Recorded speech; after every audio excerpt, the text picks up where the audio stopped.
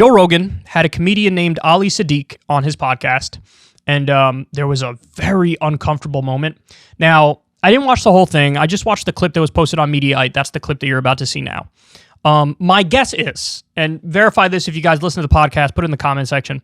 My guess is that they, at some point the Dave Rubin thing came up, how Dave Rubin and his husband are adopting, I'm sorry, not adopting. They're having a kid, or is it 2 or 1? Either way, they're having a kid or kids. And of course, they're a gay married couple, and they're like paying a surrogate to have the baby or babies. And, this led to a lot of people on the far right to melt down, and, they compared it to slavery. They said it's immoral and unethical, and kids need a mother and a father, yada, yada, yada. So there's this big backlash. And, Dave Rubin had cultivated a far right audience. So, on the one hand, it's like, of course this was going to happen. I think Dave naively, genuinely thought that the right was over any sort of anti-gay feelings or bigotry. And it just wasn't the case. It just wasn't the case. There was certainly a split on the right, and maybe it was better than it would have been 10 years ago, but still there was a lot of deep resentment over what Rubin was doing. So Ali Sadiq starts commenting on this, and man, he says some terrible things. And I think Joe handled this pretty well, because he calmly, dissects what he's saying and gives a counterpoint, which is a very powerful counterpoint. And then when Ali's not buying it, he just sort of laughs at him. So let's take a look. Let's not use the word normal. And I'm going to use the word in a natural, reproductive society. You want to send my son home to me, and you want me to fucking lie to him about what, because my son don't understand. We have 2 dogs outside, it's both boy dogs.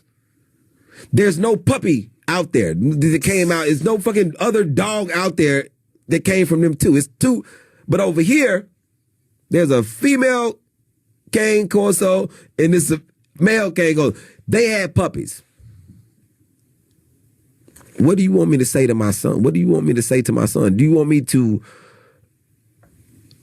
make sense of your shit, or you want me to tell him the truth? Because he's going to get the truth. You have 2 guys and they have a kid. You could say they adopted the kid.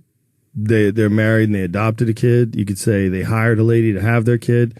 I have a gay neighbor that lives next to me. Why in the fuck does 2 men live in the house together with a kid and they not his uncles? He not understanding that shit. You cannot explain this to this boy. You can't explain gay people to him? They don't, cause now I gotta explain that this is not the way this shit goes. And it don't make sense to his goddamn 48-year-old father. Either. If I decide that women not in the cards for me, that's not what I want, then I should forfeit the right to try to have a fucking kid too. Because you're not doing the steps to take to make it a kid. So you think that if someone's gay, situation, if they have a gay relationship, no kids? No kids. But what about if they adopt kids? They shouldn't have kids. It's not.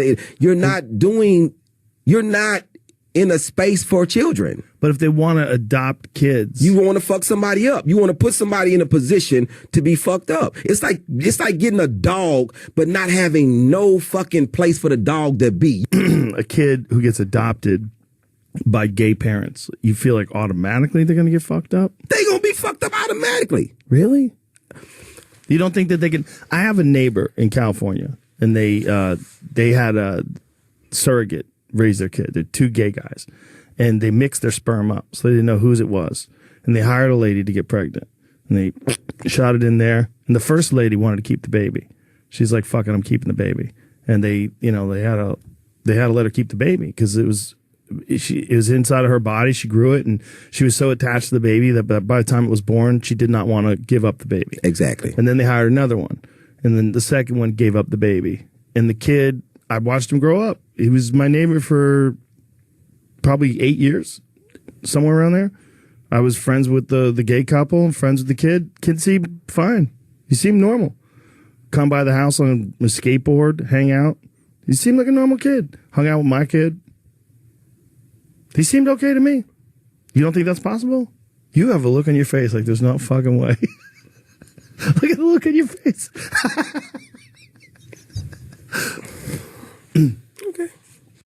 Wow. Wow, holy shit. So I think Joe handled that well. He gave the counter argument, and then he was like, he wasn't laughing with him, because dude wasn't laughing. He was sort of laughing at him for his ridiculous and bigoted position on this. So let's break this down. He says, he's talking about his son. Like, how am I going to explain this to my son? You want me to lie to my son? To which I respond, you don't have to lie to your son. And why is it an issue explaining it to your son? He basically says, like, what do you want me to say? Make sense of it or tell him the truth?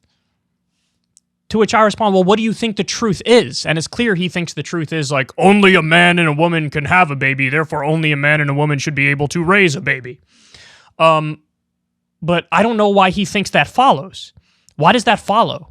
Why does it follow that if the only way they could make a baby is with a man and a woman, that therefore that gay married couples can't have kids, they can't adopt, they can't use a surrogate? He's like, you want me to explain this to my son? Yeah. Yes, I do. It's actually very straightforward and very simple. Sometimes there are men or women who are not interested in the opposite sex. Sometimes they form a deep bond and fall in love with somebody of the same sex. And in a situation like that, they either adopt a kid, which is a kid who doesn't have parents at the moment, or they have a surrogate and they have a kid that way. And a surrogate is somebody who will have the baby that will then be their baby. Is that really that hard? Why? I don't understand. There's such a resistance to the idea of like a basic explanation. And honestly, it's because he just intuitively feels like it's wrong or it's immoral and it's unethical, and he's projecting that out. But the fact of the matter is, I think the only place that can come from is being raised in a very religious environment that's fundamentalist, that like indoctrinates you with the idea that that's immoral or unethical. Because left to their own, I don't think almost anybody would say it's wrong, it's bad, it's immoral, it's unethical, it's a problem, it shouldn't be allowed. I think the overwhelming majority of people would be like, yeah, it's just a different scenario where people are raised. And to his point of like, well, if you can't make the baby, you can't have the baby. It's like, okay, well, what if there's just an infertile couple? Should they not be allowed to adopt? Should they not be allowed to use a surrogate? If they're just an infertile man and woman? Or what if it's an older couple that's now infertile? Should they not be allowed to adopt? And by the way, I mean, I'm sure the situations vary, but in some of the places, some of the foster homes where the kids are before they're adopted, some of them are brutal. So you're going to provide a much better life in most situations if you do adopt a kid. So should the kid have to suffer because you feel, in your opinion, only people who can make the baby are allowed to raise the kid? It's just astonishingly close-minded, and he's super married to the position, and it's so rigid. It's really crazy to see in real time, like a very primitive, ancient belief espoused with such arrogance and confidence. He said his kid can't understand why there are two men living in a house with a kid and they're not his uncle. And it's like, okay, well, explain it to him. It's really not that difficult. It's really not that difficult at all. If I decide women aren't in the cards for me, I should forfeit the right to have a kid too. That's what he said. Why? Why? There's no compelling reason for that. And look, there's some people who just, they have this bigoted interpretation that like if there are two men or two women raising a kid, that like there's got to be some weird sexual perversion thing there where it's pedophilia. But that is obviously not true. It's not remotely true. Now, I don't know if that's what he's getting at, but it seems like that if you scratch the surface, might not be too deep under there. You shouldn't have to forfeit the right to have a kid if you don't have the ability to have a kid. He said, quote, "You're not in a space for children." And then he said, this maybe was the worst part, it's like having a dog but not having any place for the dog to be. No. A kid of a gay couple is not like a dog without any place for the dog to be. Like, he seems to think it's going to, by definition, be a bad environment for the kid. He said, quote, "They're going to be fucked up automatically." On what planet do you believe that? Like, what does this guy think? All gay people 24/7 are walking around wearing assless chaps and doing crack out of people's assholes? Like, what do you think is going on? Why is it a fucked up situation automatically? It's not at all. In fact, there was a study on this and we've talked about it on this show. It came out years ago. But the kids of gay parents are actually phenomenally successful. I think they actually do better in school on average than the kids of straight parents. And by the way, even if that wasn't the case, it's still okay for gay people to have kids. The year's 2022. I find it astounding I have to go out there and argue these things. And then, now I don't know enough about this guy, Ali Sadiq, but oftentimes the same conservatives who scream about, freedom and personal choice, they turn around and say, well, a gay couple shouldn't have the freedom or the personal choice to adopt a kid or raise a kid or have a surrogate and have a kid. Joe seemed to be genuinely perplexed by the fact that this guy was saying this stuff. He was like, I don't know, my neighbors were gay. They had a kid. The kid seemed great. Kid seemed totally fine. I don't see what the problem is. And the guy's looking at Joe like he's crazy. And Joe couldn't help but laugh his way out of the awkward situation, because what else can you do but laugh at such ignorance? Because that's what it is. It's deep ignorance. Look, I don't care that this guy has a personal hang-up. Your personal hang-up is irrelevant.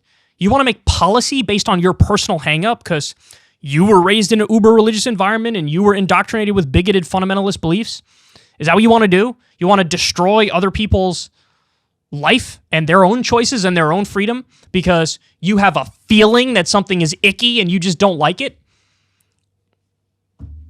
It's unbelievable. It's the same kind of thinking, by the way, that, I don't know if you guys know this, sodomy used to be illegal in a lot of different states. And it's that same feeling of like, ooh, random like religious people think, ooh, that is icky and gross. No oral, no anal. Ban it. I don't like it. Ban it. It's that same kind of thinking. I think it's icky, so it shouldn't be allowed. Who the fuck are you? Why should anybody care what you think? You haven't established yourself as some sort of moral authority. If anything, it's the exact opposite. You've clearly not thought through these issues in any serious way. You have this either this moral intuition, which misfires massively, or you've been indoctrinated, or it's both. It's the indoctrination that led to the misfiring. But either way, man, Jesus Christ. 2022.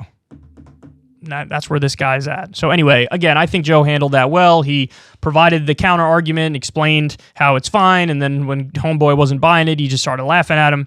What else can you do? I don't know what else you could do, but that guy is off, to say the least. But look, you go look at the replies to what Dave Rubin said. See what people were saying on Twitter. There were a lot of prominent conservative, Milo Yiannopoulos, who says he's ex-gay. Oh, please. He has dreams about dicks.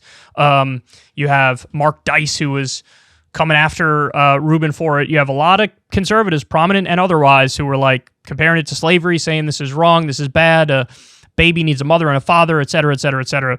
And this is an extension of that same kind of thinking. So it's far-right thinking, it's restrictive authoritarian thinking, and usually it's tied to fundamentalist religious notions. Ever since Adpocalypse, when YouTube defunded all independent news and politics overnight, we haven't trusted them. We know they can pull the rug out from underneath us at any time. If you enjoy this content, please consider tipping $1 or $2 per month on the Secular Talk Patreon. Link in the video description box below. Thanks for your support.